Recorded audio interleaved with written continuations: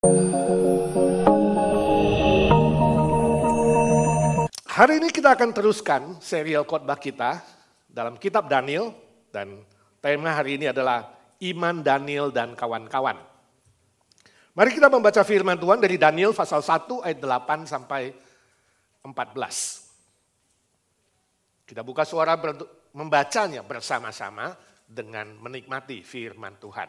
Demikian firman Tuhan. Daniel berketetapan untuk tidak menajiskan dirinya dengan santapan raja dan dengan anggur yang biasa diminum raja. Dimintanyalah kepada pemimpin pegawai istana itu supaya ia tak usah menajiskan dirinya. Maka Allah mengaruniakan kepada Daniel kasih dan sayang dari pemimpin pegawai istana itu. Tetapi berkatalah pemimpin pegawai istana itu kepada Daniel, "Aku takut kalau tuanku raja yang telah menetapkan makanan dan minumanmu berpendapat bahwa kamu kelihatan kurang sehat daripada orang-orang muda lain yang sebaya dengan kamu. Sehingga karena kamu, aku dianggap bersalah oleh raja." Kemudian berkatalah Daniel kepada penjenang yang telah diangkat oleh pemimpin pegawai istana untuk mengawasi Daniel, Hananya, Misael, dan Azaria. Adakanlah percobaan dengan hamba-hambamu ini selama 10 hari. Dan biarlah kami diberikan sayur untuk dimakan dan air untuk diminum. Sesudah itu, bandingkanlah perawakan kami dengan perawakan orang muda yang makan dari santapan raja. Kemudian perlakukanlah hamba-hambamu ini sesuai dengan pendapatmu. Didengarkannyalah permintaan mereka itu, lalu diadakanlah percobaan dengan mereka selama 10 hari. Suatu kali ada seorang bapak yang punya seorang tetangga yang memelihara banyak sekali ayam. Ya. Nah, ayam itu dilepaskan begitu saja, gak dijaga, gak dipagarin, sehingga ayam-ayamnya masuk ke pekarangan si bapak itu. Walaupun sudah dikasih tahu kepada tetangganya supaya menjaga ayam-ayam itu dan taruhlah di tempatnya, tetangganya berkata, ayam itu ciptaan Tuhan yang maha baik, maha cantik, ya, yang bisa dinikmati. Saya tidak akan mengurung mereka, biarkan saja dia berkeliaran di mana-mana. Tetangganya tak berdaya. Sebab setiap hari ayam itu ke pekarangannya dan merusak tanaman dia. Mencakar-cakar, ya, mungkin mematuk bunganya, daunnya. Dia berpikir bagaimana mengatasi masalah ini. Lalu 2 minggu kemudian, temannya si bapak itu datang ke rumahnya. Dia kaget sekali. Loh, katanya ayam tetanggamu sering mengganggu bunga-bunga dan kembang-kembang di halamanmu. Tapi sekarang kok kelihatannya rapi. Dan bunga-bunganya sudah mulai berkembang dan bagus. Apa yang kau lakukan untuk mengatasi masalah ayam itu? Lalu bapak itu berkata, suatu hari saya menaruh 6 butir telur ayam di dekat bunga-bungaku.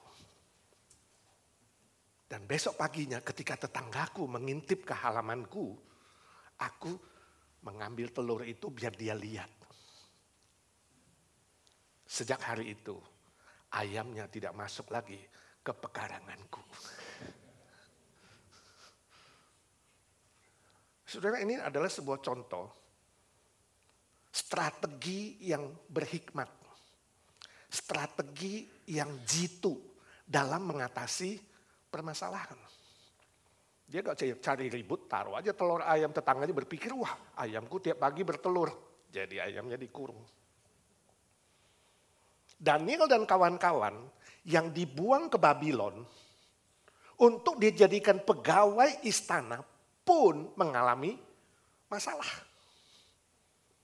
Khususnya ketika raja Nebukadnezar menetapkan bahwa Daniel dan kawan-kawannya harus makan dari makanan dan minuman raja.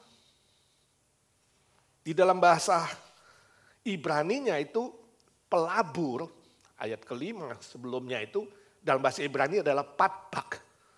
Patbak itu adalah berakar kata dari bahasa Persia. Artinya pemberian yang terhormat dari meja makan raja. Jadi Daniel dan kawan-kawan itu diberikan makanan dan minuman yang bukan sembarangan, yang terhormat, yang baik dari meja makan raja. Dengan harapan supaya Daniel dan kawan-kawan itu badannya sehat, jadi lebih pintar, perawakannya lebih cakep. Tujuan dari Nebukadnezar itu baik. Tapi bagi Daniel dan kawan-kawan, keputusan itu adalah sebuah permasalahan. Nah, di sini letak konflik antara iman Daniel dan kawan-kawan dengan keputusan sang raja. Nah, bagaimana Daniel dan kawan-kawan menghandle itu? Masalah yang muncul.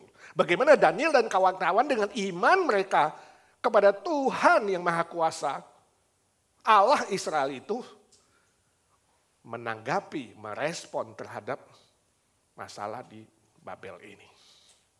Iman mereka iman yang bagaimana? Ada dua hal yang akan kita pelajari dari bacaan kita tadi.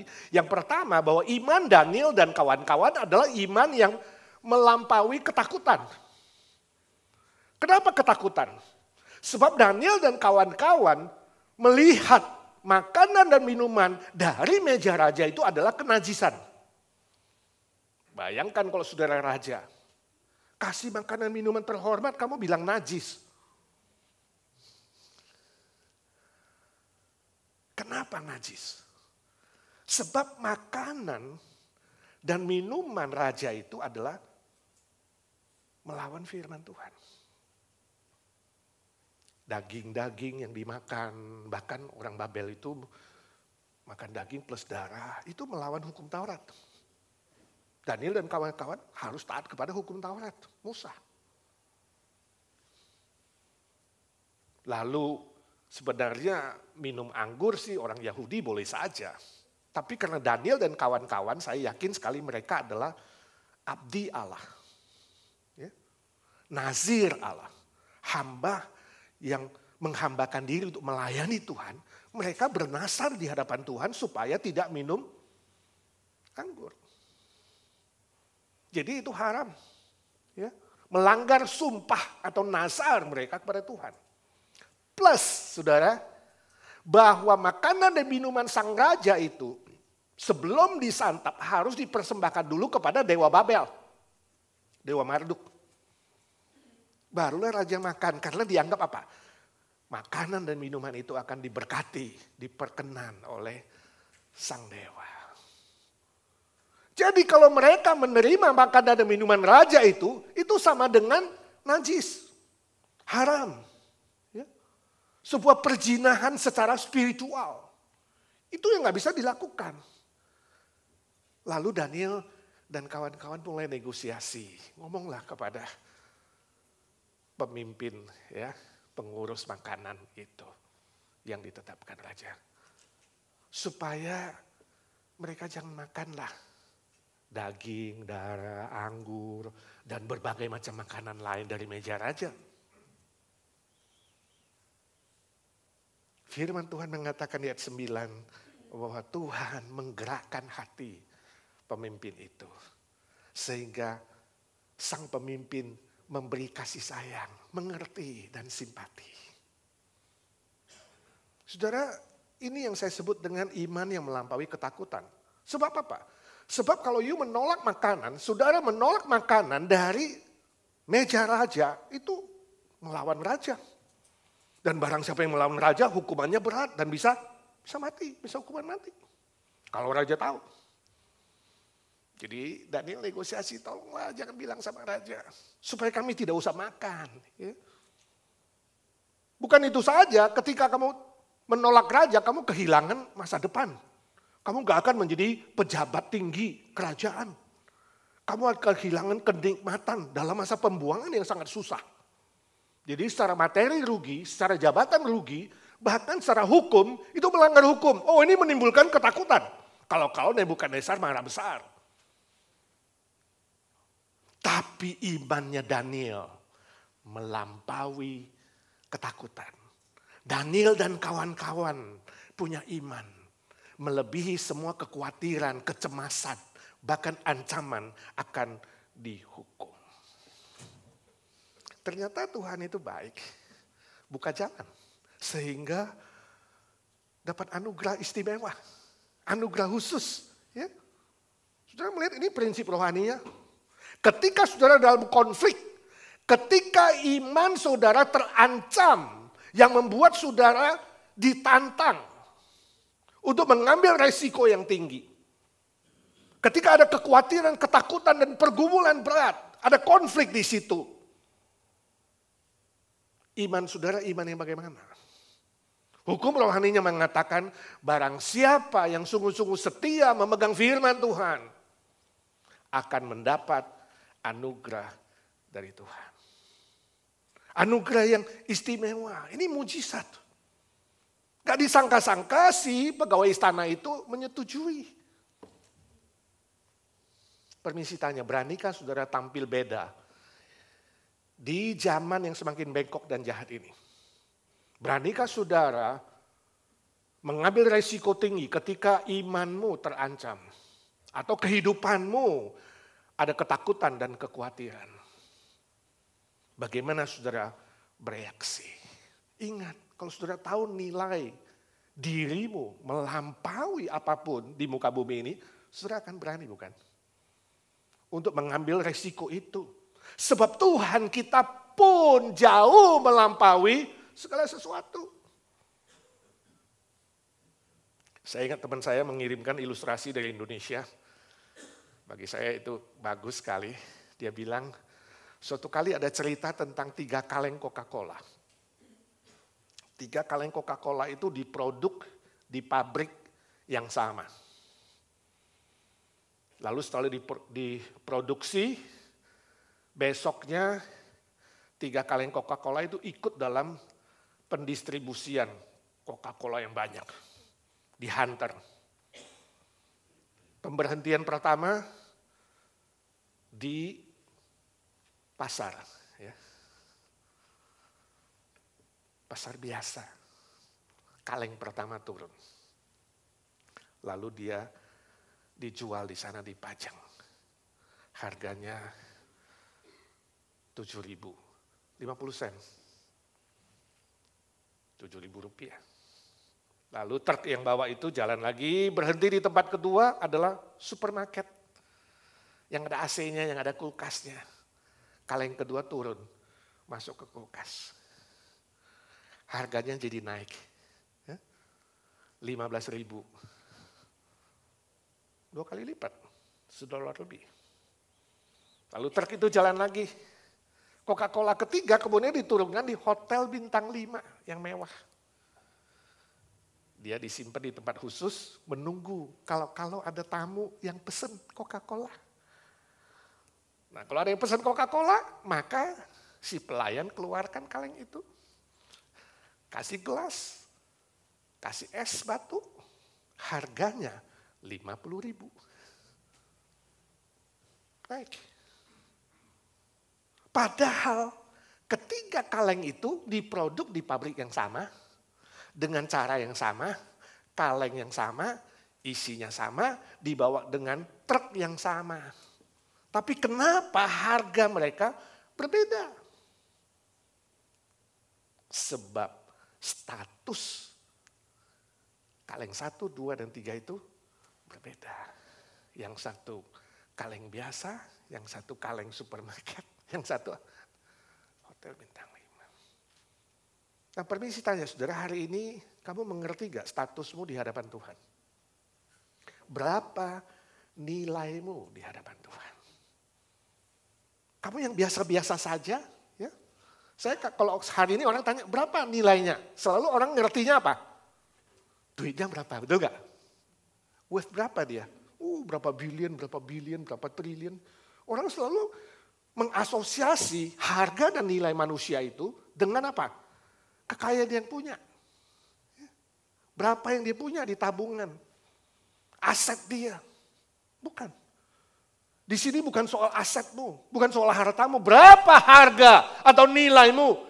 Itu adalah soal statusmu di hadapan Tuhan. Ini. Jadi saudara jangan minder kalau asetmu nggak ada. Sebab kamu kalau percaya kepada Tuhan Yesus, asetmu di mana? Surga. Satu rumah di surga berapa sih? Hah? Semua kita dikasih rumah kan oleh Tuhan Yesus kan, dia bangun di situ kan. Aku siapkan tempat tinggal bagimu.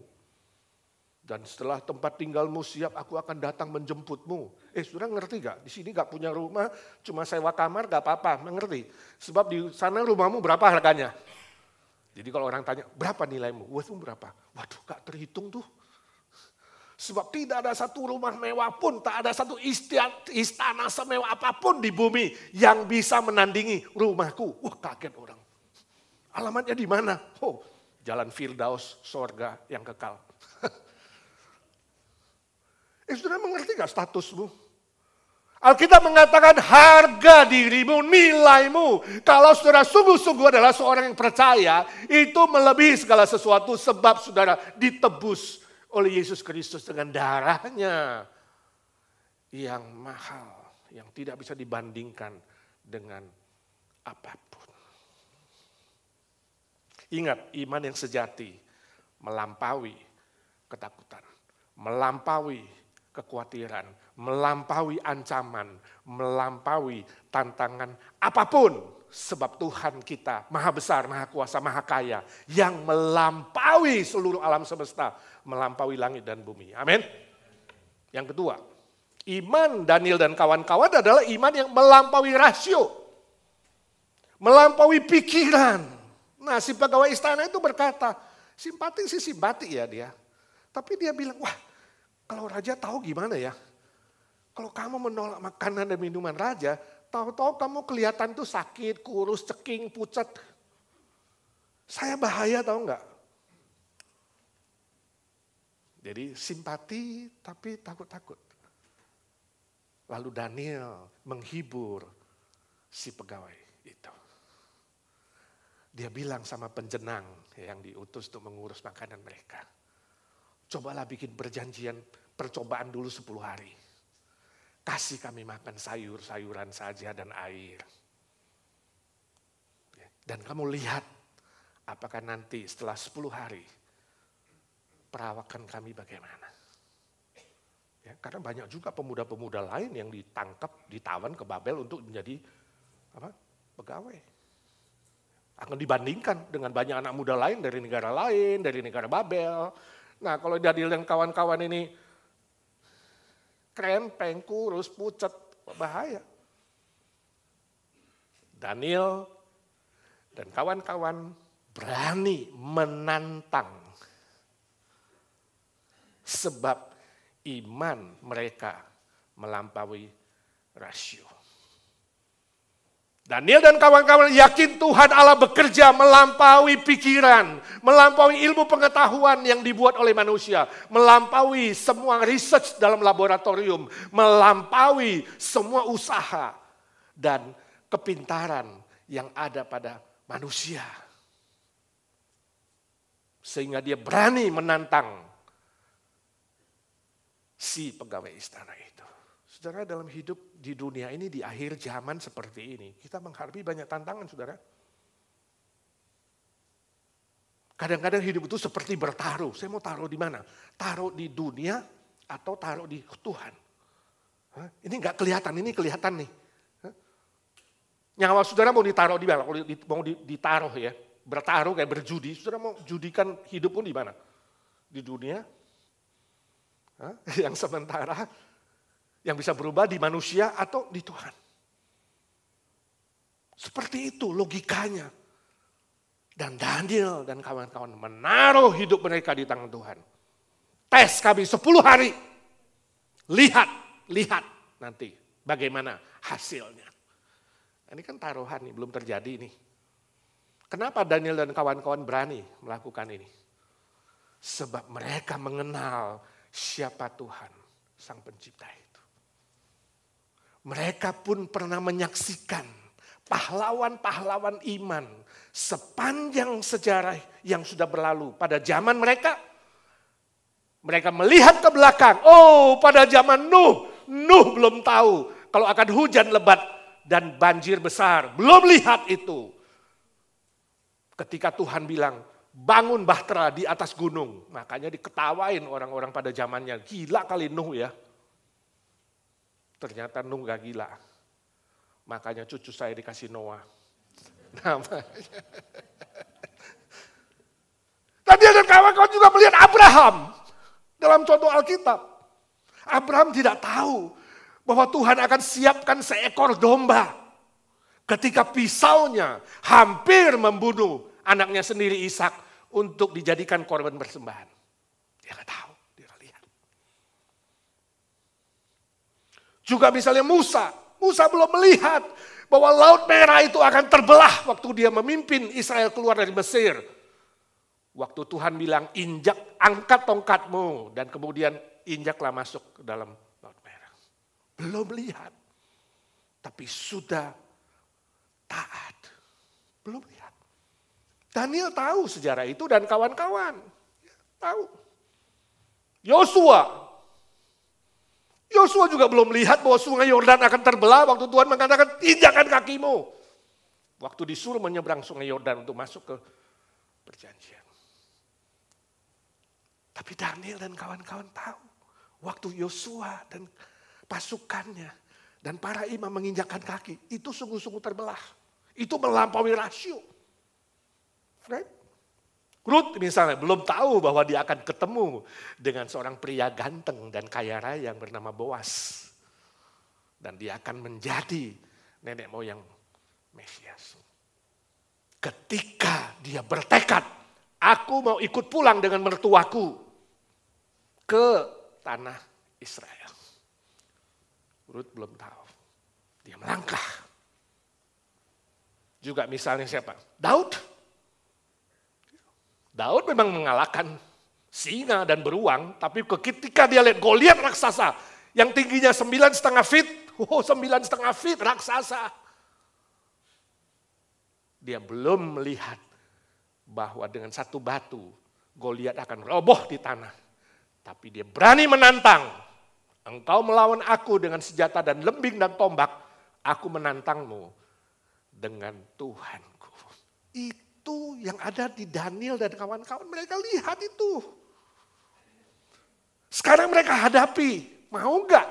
Berani enggak menantang juga bahwa kita sekarang menghadapi iman yang melampaui rasio, mau enggak dipraktekkan? Dan Daniel dan kawan-kawan mempraktekannya. Oh saudara, hari ini kita lebih bahagia dari Daniel dan kawan-kawan. Tahu enggak saudara? Kenapa? Sebab kita punya sejarah yang lebih panjang. Perjanjian lama, perjanjian baru. Sejarah gereja. Tuhan bekerja melampaui rasio manusia. Kuasa yang bekerja di dalammu, kata Efesus pasal 3:20. Melampaui pikiranmu dan melampaui doa-doa yang bisa kau naikkan kepada Tuhan. Itu mujizat. Mujizat akan terjadi ketika saudara tanpa ragu setitik pun berkata, Tuhanku mampu melakukan, melampaui pikiranku, melampaui apapun kehebatan manusia. Amin. Suatu kali ada seorang penjual balon di pusat keramaian kota. Ya, setelah dia pompa itu gas helium di balonnya, dia jual balon. Nah ada seorang anak yang berusia mungkin 6-7 tahun melihat dari jauh. Si bapak jual balon itu murah hati. Setelah dia ikat-ikat di situ banyak balon, kemudian dia mulai menggunting benangnya. Dia gunting balon yang merah. Cik, balon merah naik terus tinggi. Sampai menghilang. Wah itu menarik perhatian. Mungkin dia mau menarik orang-orang supaya datang beli balon. Anak itu lihat saja, wow balon merah naik.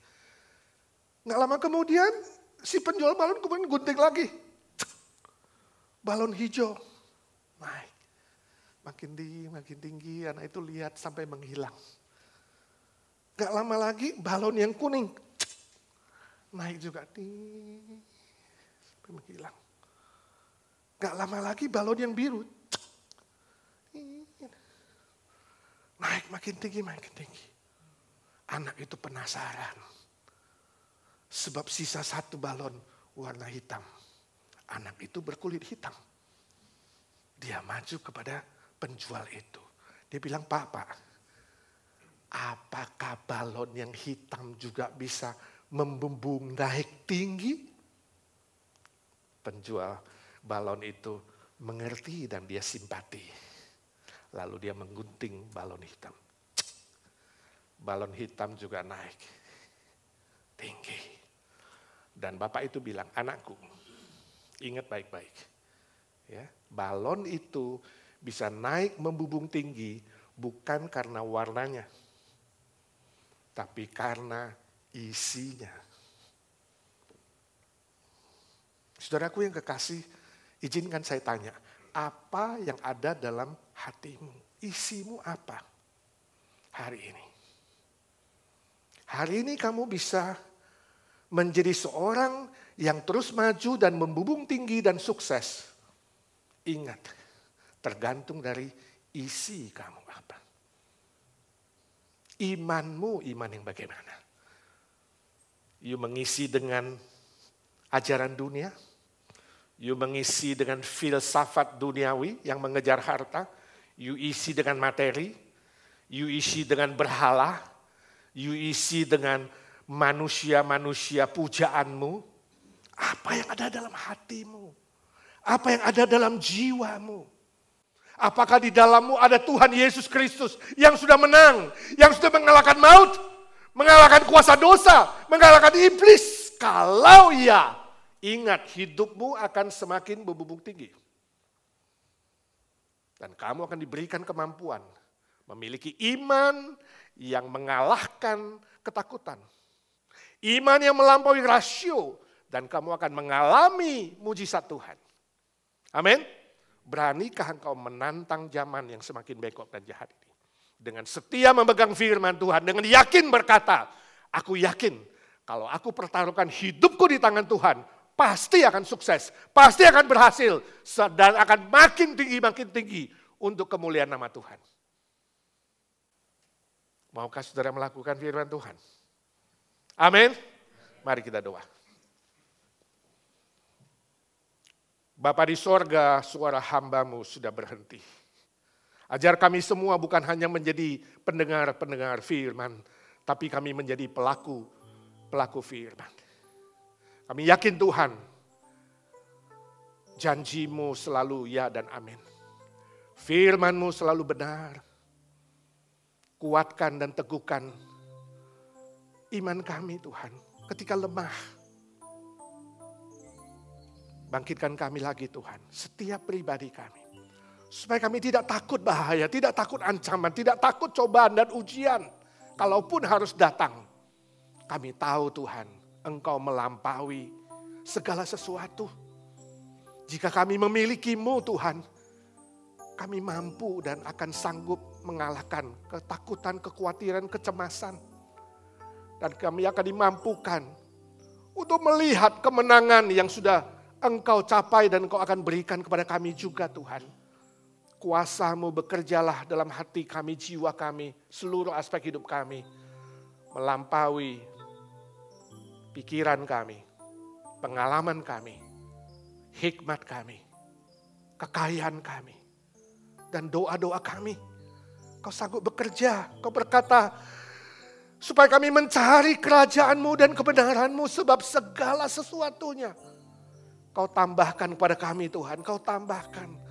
Sehingga hidup kami berlimpah, semakin membubung tinggi, semakin sukses di hadapan Tuhan dan di hadapan manusia.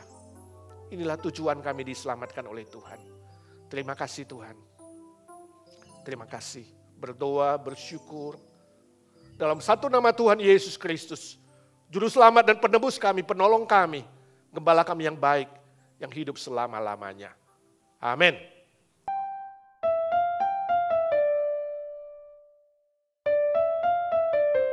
Di dalam nama-Mu Yesus kami berdoa. Amin. Pujian respon. Di jalanku ku iringi.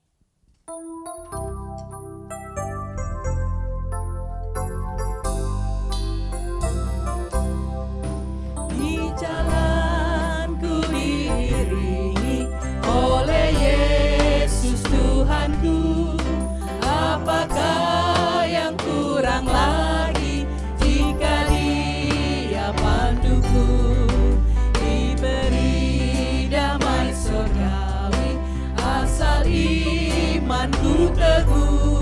Suka duka dipakainya untuk kebaikanku. Suka duka dipakainya untuk kebaikan. All the way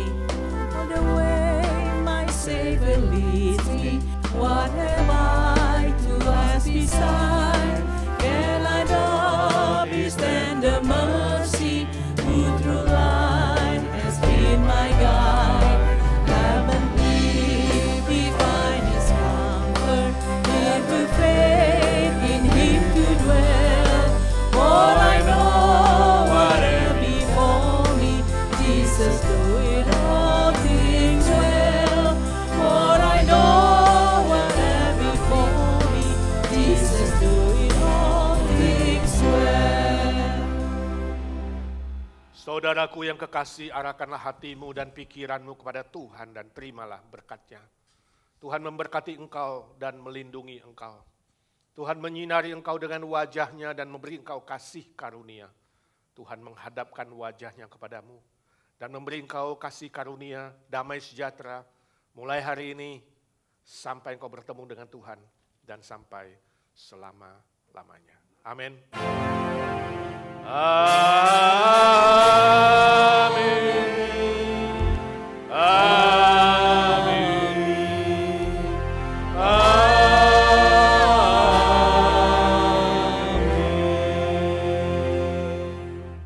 Silakan duduk, saudara. Tuhan memberkati.